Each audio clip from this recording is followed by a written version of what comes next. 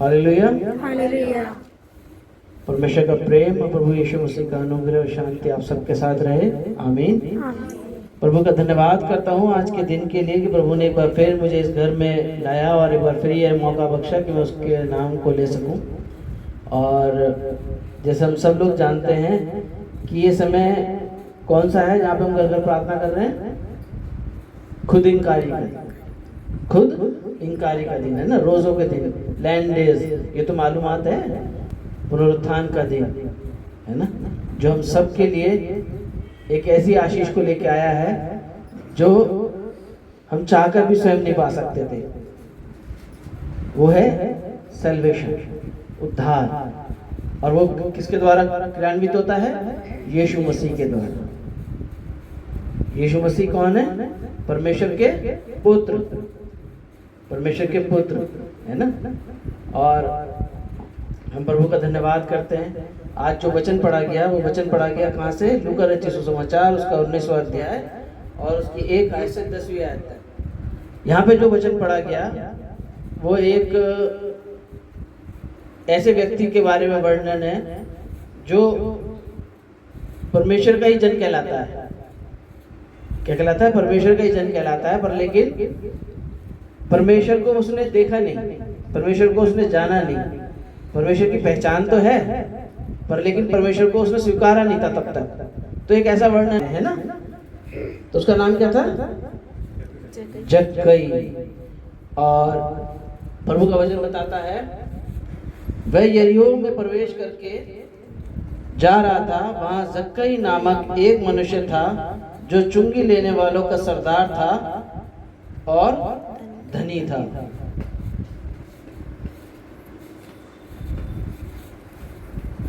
चुंगी लेने वालों का सरदार, इसको प्रभु यीशु मसीह ने एक जगह वर्णन किया है। अगर आप मेरे साथ वचन निकालें तो एक निकालेंगे मत्ती रचित सुसमाचार उसका 5वां अध्याय और उसकी 46वीं आयत।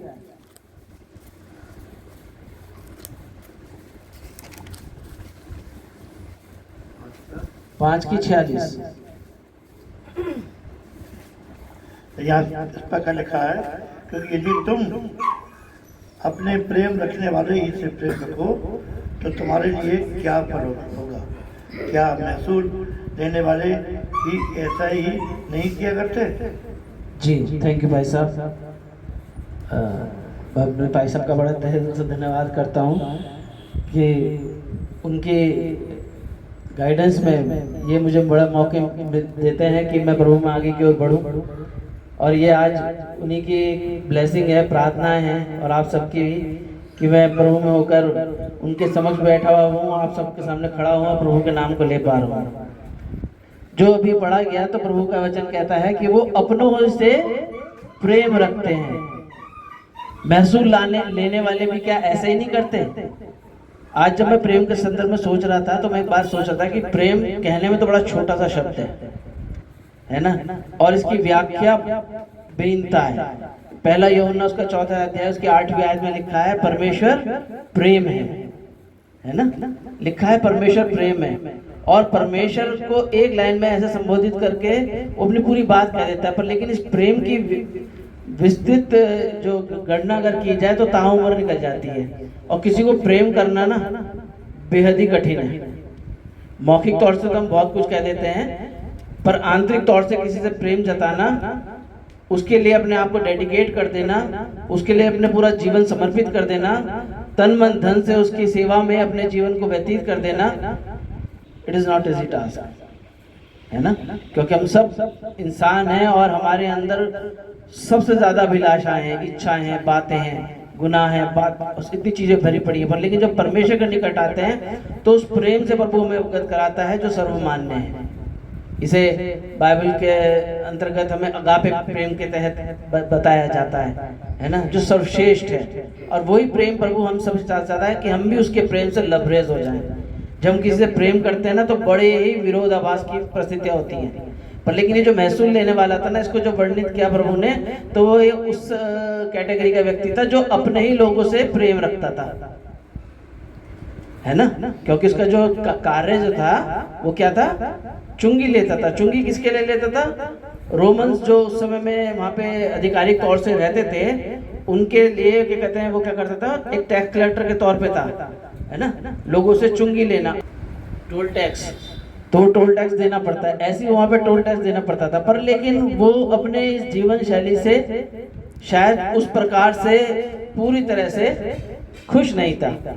पर जब परमेश्वर का पुत्र प्रभु यीशु मसीह उन समय में वहाँ पर आए, तो उसका समाचार, उनके कार्यों का वर्णन, उनकी बातों का बोध उसे भी हुआ।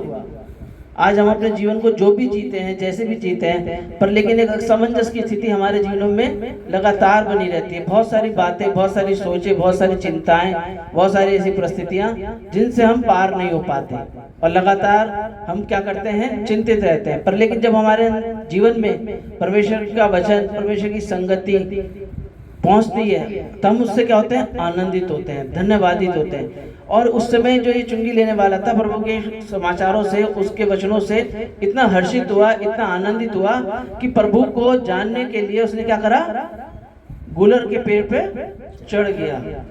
और उस समय एक ऐसा व्यक्ति था जो कि धनी व्यक्ति था, और पर लेकिन उसके अंदर जो इच्छा जागृत हो गई थी प्रभु को पाने की, उसको जानने की, उसको देखने की, उसको ग्रहण करने की, उसके कारण वो अपने आप को रोक नहीं पा रहा था। आज हमारे जीवन में भी परमेश्वर अक्सर संगतियों के तहत अपने वचन के द्वारा बोलता और बातचीत करता है। तो प्रभु के दास कई बार उस गाने को भी हमसे गवाते हैं, तेरे दिल के द्वार पर यीशु खटखटाता, खोलो तुम दरवाजा, वो है आना चाहता, है ना। क्यों? क्योंकि वो हम सबसे प्रेम करता है, हम सबके हृदयों में दस्तक देना चाहता है, हम सबसे वो इस बात की इच्छा रखता है कि हम सब उसकी अधीनता में आए। और जब प्रभु यीशु मसीह वहां पे आए, तो प्रभु यीशु मसीह ने, वहां पे भीड़ की भीड़ थी, इतनी भीड़ थी, बेइंतहा भीड़ थी, यीशु मसीह के चारों तरफ लगी पड़ी थी। पर यीशु मसीह ने वहां गुलर के पेड़ के पास नीचे आके क्या कहा उससे, जक्कई से, हे जक्कई नीचे आ। मैं तो तुझे भी देखा भी नहीं, मैंने तो तुझे जाना भी नहीं, तूने मेरा नाम कैसे जान लिया? तू तो मुझे पहचानता भी नहीं है, मैं तो इतनी भीड़ में अकेला सा व्यक्ति हूँ। आज क्या प्रभु हमें नहीं जानता? क्या वो हमारे नामों को नहीं जानता? क्या हमारे जीवनों को नहीं जानता? क्या हमारी परिस्थितियों से अवगत नहीं है? क्या हम जब उससे दिल से पुकारते हैं, क्या हमारा जीवन का उत्तर नहीं मिलता? मिलता है। यही तो जिंदा खुदा की पहचान है कि वो हृदय को जांचने वाला परमेश्वर है ना। उसका देखना मनुष्य का सा नहीं, वो हर एक से बेइंतहा प्यार करता है और हर एक को नाम लेकर बुलाता है। हालेलुया।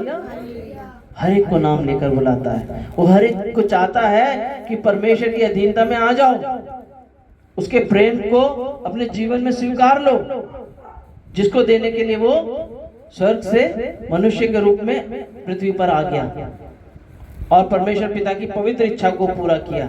अभी जिस लैंड देश में गुजर रहे हैं, इन सारी बातों का भी वर्णन करने का समय नहीं है, पर लेकिन मैंने शॉर्ट में इस बात को इसलिए बोला कि आने वाले समय में जब हम इन चीज़ों को रिवाइज करेंगे, हर ईयर मनाते हैं, ये कोई ऐसी सिंपल बात नहीं है। परमेश्वर की अधीनता में आना, परमेश्वर के वचन को ग्रहण करना, परमेश्वर के नाम को लेना, ये कोई लाइटली नहीं है। परमेश्वर का वचन साफ स्पष्ट रूप से कहता है, क्या तू परमेश्वर की बुलाहट को हल्की बात समझता है? ये परमेश्वर का वचन में लिखा है, इसे हल्की बात में मत लेना। ये बात जैसी उस जक्कई को मालूम हुई कि प्रभु मुझसे क्या चाहता है कि मैं नीचे आऊं और कहां जाऊं, परमेश्वर के साथ जाऊं, अपने घर, कि मेरे घर में वो आ जाना चाहता है। आज अगर प्रभु हमसे बोले कि प्रभु मैं तेरे घर आना चाहता हूँ, मैं तेरे साथ रहना चाहता हूँ, मैं तेरे साथ खाना चाहता हूँ, तो हम कितने तैयार हैं? हम कहें हाँ, हम तो बिगड़ जाएंगे, बबू अभी आया भी है। बहुत सारे लोग थे, आना चाहते थे, पर जब प्रभु ने कहा चलो मेरे साथ, अभी आ गया, जरा सा घर का ही काम कर आऊँ, अभी मेरे पिताजी का ही काम है, अभी मेरे घर का वो काम हैगा, उनसे वो परमिशन ले लूँ, उनसे वो है ना क्लियरेंस ले लूँ, तब मैं आगे की ओर बढ़ूंगा।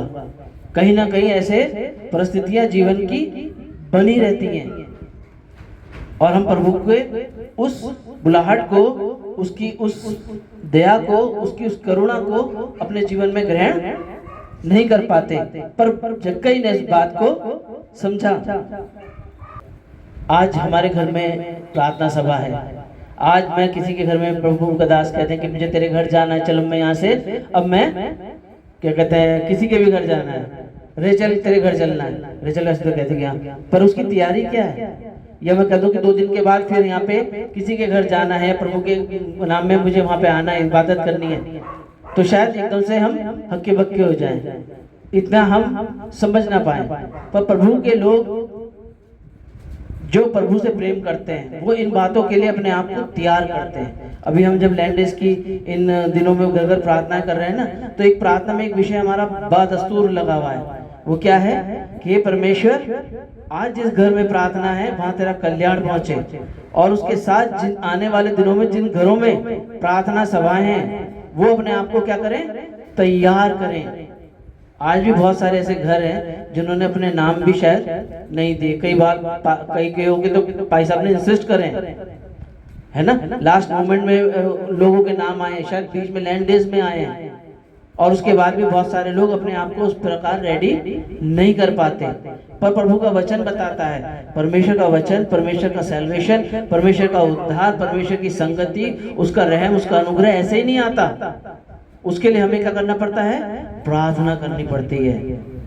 प्रेरित पौलुस को तो जानते हैं ना, जिसके नाम से हमारा चर्च है, सेंट पॉल मेथोडिस्ट चर्च, है ना। ये पौलुस इतना आत्मा के अभिषेक से भरे हुए थे, जगह जगह जाते थे, पर लेकिन हर जगह पहुंच नहीं पाते थे, पर लेकिन प्रभु के लोग क्या करते थे, उनके लिए भी प्रार्थना करते थे। एक वचन हम निकालेंगे, फिलिपियो उसका 1 अध्याय उसकी 19वीं आयत, फिलिपियो उसका 1 अध्याय और उसकी 19वीं आयत। जी हाँ, फिलिपियो 1 की 19। क्योंकि मैं जानता हूँ कि तुम्हारी विनती के द्वारा, क्योंकि मैं जानता हूँ तुम्हारी विनती के द्वारा और यीशु मसीह की आत्मा के दान के द्वारा, और यीशु मसीह की आत्मा के दान के द्वारा इसका प्रतिफल मेरा उद्धार होगा, मेरा उद्धार होगा। मैं तो यही हार्दिक लालसा और आशा रखता हूँ कि मैं किसी बात में लज्जित ना हूँ, जी, पर जैसे मेरे प्रबल साहस के कारण मसीह की बढ़ाई मेरी देह के द्वारा सदा होती रही है, वैसे ही अब भी हो, चाहे मैं जीवित हूँ या मर जाऊँ। आमीन, है ना। विनती और प्रार्थनाओं के द्वारा एक प्रार्थना सभा के लिए, एक संगति के लिए, प्रभु के जन को उसके घर में उसी अभिषेक के साथ आने के लिए, आत्मा के अभिषेक के साथ आने के लिए, खाली एक जन ही नहीं, खाली पासवान ही नहीं, प्रभु के लोग भी लगातार प्रार्थना कर रहे हैं, ताकि जब परमेश्वर के नाम में वहां पे इबादत हो, उसकी संगति हो, तो वहां चाहे जितने भी जनों आत्मा के अभिषेक में होकर 2 या 3 जन, पर परमेश्वर की उपस्थिति वहां हो। हालेलुया, परमेश्वर की उपस्थिति वहां पे हो, क्योंकि उसी के अनुग्रह से, उसी के आनंद से हम आशीषित होते हैं और हमारा आनंद उसमें पूरा होता है, उसी से हमें वो सैल्वेशन मिलता है। ये बात जब कई ने ग्रहण करी, स्वीकारी, और उसने क्या करा, अपने घर में वो प्रभु को ले गया। और हम आगे देखते हैं,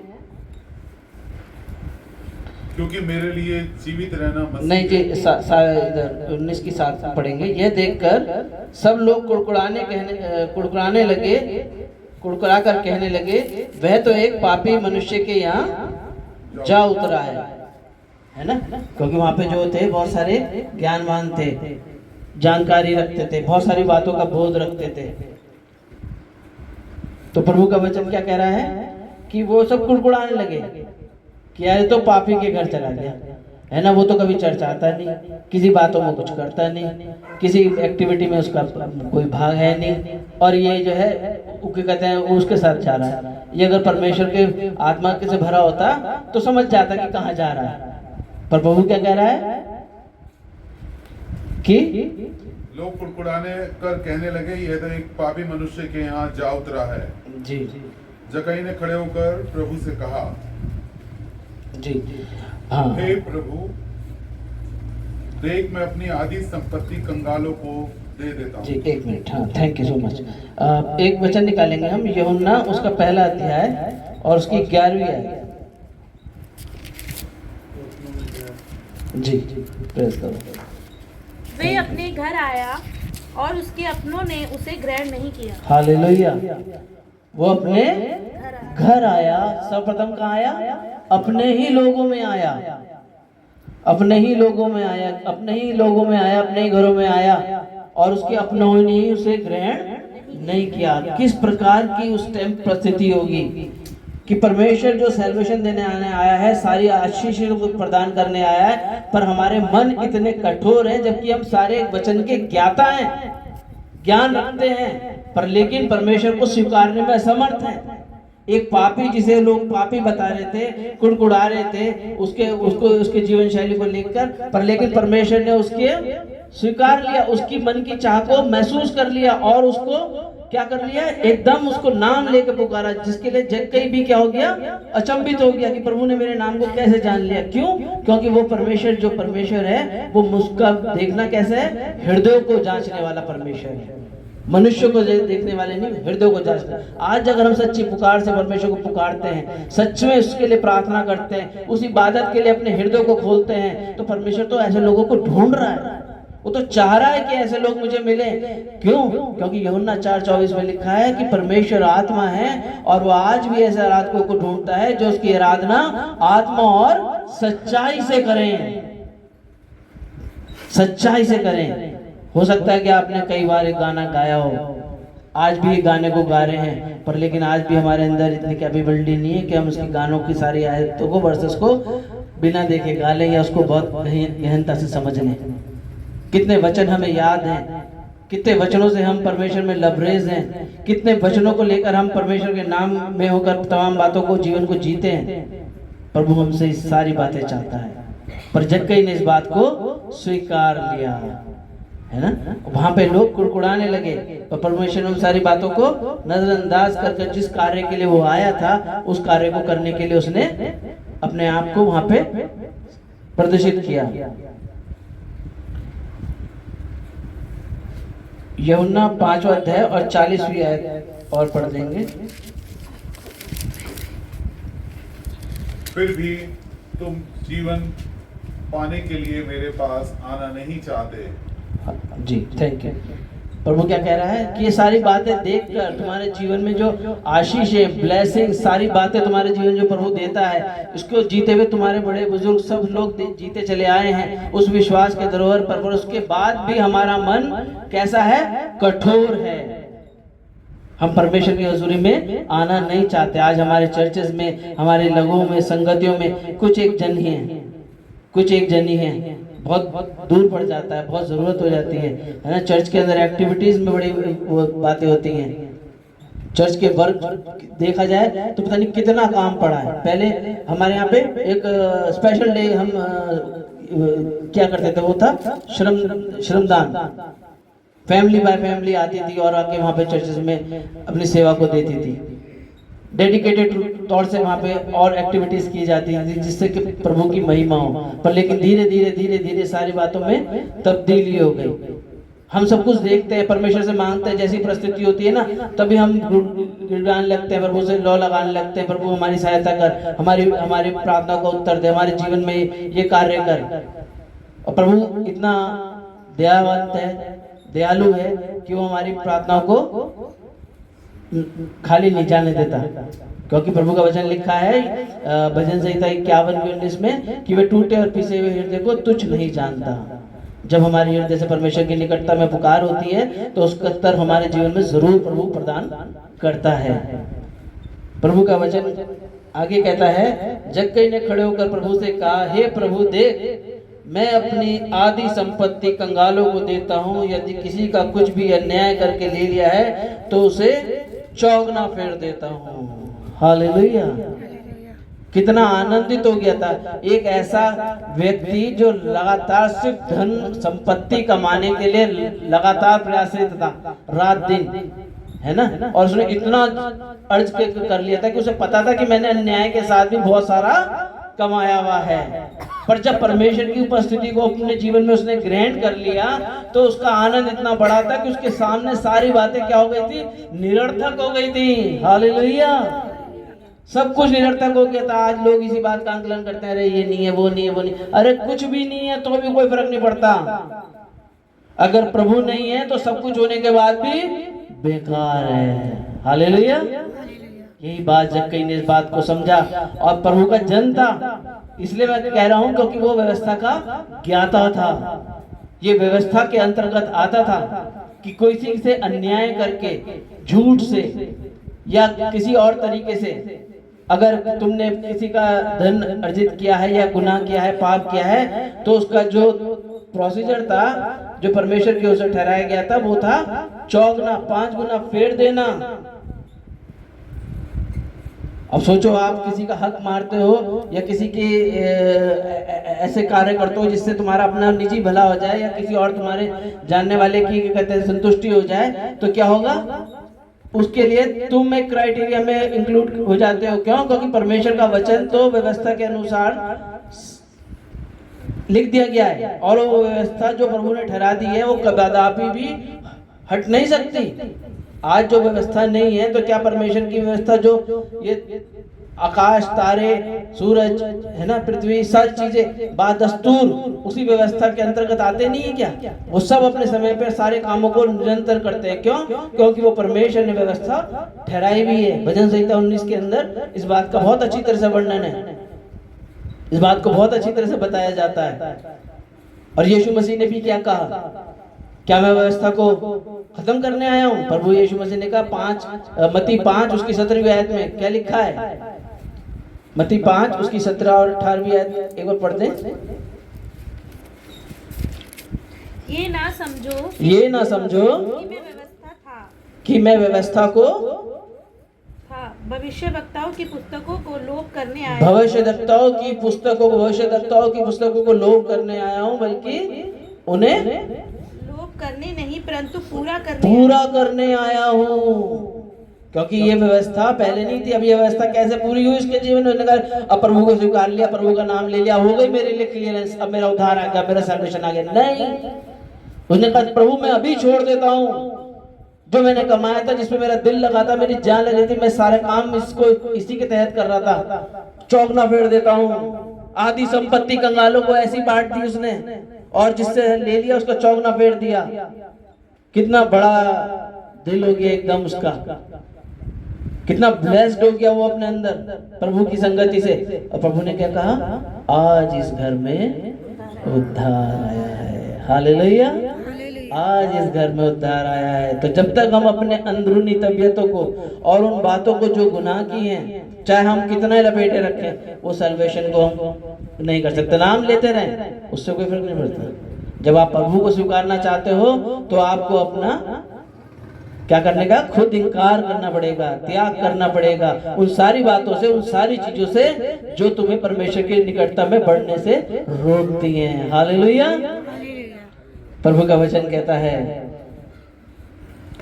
तब यीशु ने उससे कहा आज इस घर में उद्धार आया है, इसलिए कि यह भी अब्राहम का एक पुत्र है। अब्राहम का एक पुत्र है। हालेलुया। कितना अद्भुत है ना इस बात को सुनना। अब्राहम का पुत्र, एक गाना है ना, अब्राहम का प्रभु, इसहाक का प्रभु, याकूब का प्रभु वो मेरा है। गाना जब इतना अच्छा म्यूजिक के साथ गाया जाता है, इतने बढ़िया लय में गाया जाता है, तो क्या होता है? हमारा मन आनंदित होता है। जब मैं भी कहता हूँ प्रभु, मैं भी प्रभु तेरा हूँ। हालेलुया। मैं भी तेरा हूँ, मैं भी तेरी हूँ प्रभु। क्योंकि प्रभु मैंने भी पढ़ा है, पहला यूहन्ना उसका 12वीं आयत में लिखा है, जिन्होंने उस पर विश्वास किया उसको उसने उनकी संतान होने का अधिकार दिया। पर इस अधिकार को मैंने स्वीकारा भी है, या आज भी मैं उसी दुनियावी तबीयत में हूँ, उन्हीं शोक में हूँ, उसी गुमराही में हूँ, उसी भटकाव में हूँ। क्योंकि मैं आगे को जब अपनी चीजों को छोड़ना ही नहीं चाहता, तो आगे की ओर कैसे बढ़ूं? कैसे भागेंगे, कैसे दौड़ेंगे? पौलुस कह रहा दौड़ो, ऐसा दौड़ो कि जीतो। हम अपने हृदय को जांचें, अपने जीवनों का आंकलन करें। हम सैल्वेशन चाहते हैं, हम उद्धार चाहते हैं। हम नहीं जानते आने वाले समय किस प्रकार का होगा। दुनिया में त्राही त्राही चल रही है, युद्ध चल रहे हैं, लड़ाइयाँ चल रही हैं, कब किस देश में किस तरफ को कौन सा एंगल ले जाए कुछ नहीं पता। कब अभी न्यूज में आ रहा है कि लॉकडाउन शुरू हो जाए या क्या परिस्थिति हो जाए, कुछ जानता है कोई किसी का। इतनी परिस्थितियों के बाद भी हमारे हृदय कितने हार्ड है ना, इतने हार्ड है कि हम परमेश्वर को स्वीकारना नहीं चाहते, सैल्वेशन नहीं चाहते। यीशु मसीह ने जब अपनी सेवकाई को शुरू करा तो कितने दिन है ना, मैं ये नहीं कह रहा हूँ कि पर्टिकुलर 40 दिन का ही है, क्योंकि डैनियल नबी ने 21 दिन तक उपवास किया, एस्तर ने 3 दिन का उपवास किया। बात ये थी कि उपवास करके परमेश्वर की निकटता में आना है, हमें अपने खुद का इनकार करना है, परमेश्वर को स्वीकारना है, उसकी शिक्षाओं को, उसकी जीवन शैली को अपना प्राथमिकता देनी है, अपने जीवन का पहला मकसद बनाना है, चाहे कुछ भी हो जाए। यही हमारी पहचान है, यही मसीहत की पहचान है। यही प्रभु का जन्म उस समय समझ गया और उसने कहा, क्या कहा, मैं अपना आधी संपत्ति कंगालों को दे देता हूँ, उसका चौगुना कर देता हूँ। अगर हम पुराने नामे में पढ़े तो व्यवस्था 6 अध्याय की आप पढ़ लीजिएगा बाद में, उसके 1 से 5 के अंतर्गत इन सारी बातों का वर्णन लिखा हुआ है कि किस प्रकार से वो बातें बादस्तूर जरूरी थी, बिना उसके उनका छुटकारा नहीं था। और फिर प्रभु का वचन कहता है, क्योंकि मनुष्य का पुत्र खोए हुए को ढूंढने और उनका उद्धार करने आया है ना। प्रभु धर्मियों को बुलाने नहीं आया जो ऑलरेडी धर्मी है, नहीं, परमेश्वर खोए हुए को बुलाने आया है, पापियों को ढूंढने आया है। और वो आज भी ढूंढ रहा है, आज भी चाह रहा है कि अपना सच्चा समर्पण हम परमेश्वर की हजूरी में कर दें, ताकि उस सैल्वेशन को प्राप्त कर ले, जिस उद्धार को प्राप्त कर ले जो प्रभु यीशु मसीह के पवित्र लहू के द्वारा, उसके महान बलिदान के द्वारा हमारे जीवन में प्रभु ने प्रदान किया है। अन्यथा हम वैसे ही हैं जैसे पहले थे, है ना। तो ये समय है, ये खुदिकारी के वो दिन है, ये समय है आज कि हम परमेश्वर के निकट अपने आप को समर्पित करें। और मेरा और देखना नहीं, मैं हो सकता है कि मैं और आप कह दें किसी के सामने, हो सकता है थोड़ा सा हो जाए, मोल्ड हो जाए, पर लेकिन परमेश्वर जांचता है। और यकीनन अगर हम परमेश्वर की हुजूरी में अपने सच्चे हृदय से समर्पित करते हैं तो यकीन मानिए आज ही से आपका वो नया जन्म, नई जीवन शैली आपकी स्टार्ट हो जाती है। हालेलुया। परमेश्वर इन वचनों के द्वारा आप सबको आशीषित करें। आइए हम प्रार्थना करें।